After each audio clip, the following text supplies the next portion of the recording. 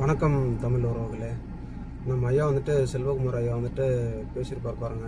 யாரும் எச்சரிக்கை எல்லாருக்கும் வந்துட்டு எச்சரிக்கை கொடுத்துருக்காரு. வீட்டுக்கு வந்துட்டு வீட்டில் குழந்தைங்க இருக்கிறவங்க, வயசு பசங்க இருக்கிறவங்க எல்லாரும் வந்துட்டு கொஞ்சம் ஜாக்கிரதையாக பார்த்துக்குங்க. ஏன்னாக்கா விஜய் வந்துட்டு கண்டிப்பாக வந்துட்டு 2 தொகுதியில் கூட ஜெயிக்க மாட்டார். அந்த கோவத்துலேயோ இல்லைன்னா அந்த வருத்தத்துலேயோ யாரும் வந்துட்டு தற்கொலைக்கு முயற்சி பண்ணாதீங்க, எச்சரிக்கையாக இருங்க, பசங்களை எச்சரிக்கையாக பார்த்துக்குங்க அப்படின்னு சொல்லிட்டு ஒரு எச்சரிக்கை ஒளியை வந்துட்டு கொடுத்துருக்குறாரு நம்ம செல்வகுமார் அண்ணன்.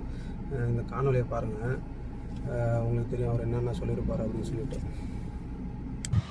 தமிழ்நாட்டில் இருக்கிற எல்லாரும் ஓட்டு போட்டுட்டாங்க, விஜய் முதலமைச்சர் ஆவார் அப்படின்னு நம்பிட்டு இருக்கிறவங்களுக்கு நான் சொல்கிறது ரொம்ப ஷாக்கிங்காக இருக்கும். இருந்தாலும் சொல்ல வேண்டிய கடமை சொல்கிறேன்.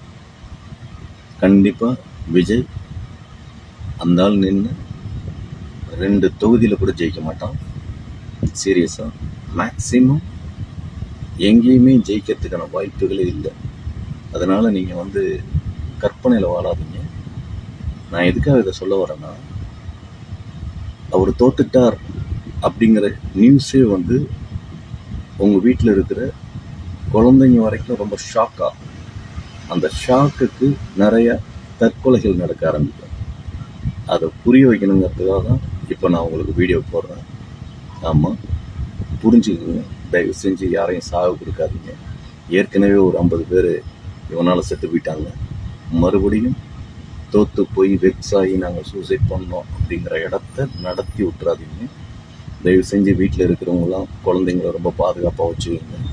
ஏன்னா குழந்தைங்களோட ஆர்வம் தான் ரொம்ப ஜாஸ்தியாக இருக்குது. குழந்தைங்க சொன்னதுனால தான் பேரண்ட்ஸ் போய் ஓட்டு போட்டதெல்லாம் சொல்கிறீங்க.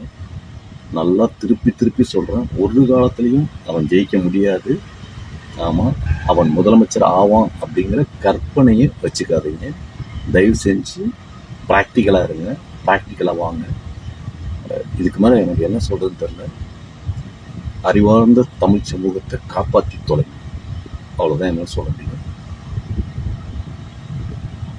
நன்றி சொல்கிறதோட வார்த்தை